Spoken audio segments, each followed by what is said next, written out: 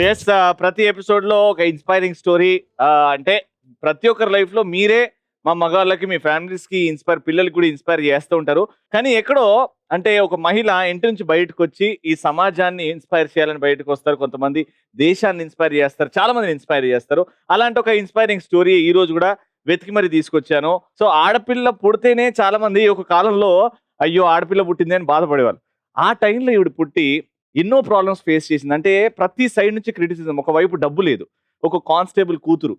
అంటే ఎంజాయ్ చేద్దాం అనంటే అయ్యో! నెలాఖరి జీతం లేదు అని చెప్పి తక్కువగా ఖర్చు పెట్టడాలు. ఈవిడకి ఇంకా ఏంటంటే మన దగ్గర బాడీ షేమింగ్ అంటే అయ్యో! నల్లగా ఉంది. అయ్యో! లావుగా ఉంది. పెళ్లి చూపులొచ్చిన వాళ్ళు డైరెక్ట్ అనడం. ఇవన్నీ తీసుకుంది. ఇవన్నీ తీసుకొని పెళ్లి చేసుకుంది ఫైనల్లీ.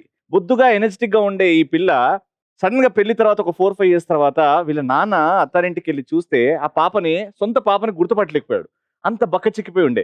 ఇది చూసి తండ్రికి ఆ బిడ్డ మీద ఉన్న ప్రేమ తెలియజేయడానికి ఆడ నుంచి తీసుకొచ్చేసాడు. నాన్న నువ్వు ఇక్కడ అవసరం లేదు. నేనే పెంచుకుంటా అని వచ్చాడు. వచ్చేసిన తర్వాత ఈవిడ ఏం చేయాలి? ప్రతి సైడ్ నుంచి కష్టాలు. అటు డబ్బు లేదు. అటు క్రిటిసిజం ఫేస్ చేస్తుంది. పెళ్లి జీవితం బాగాలేదు.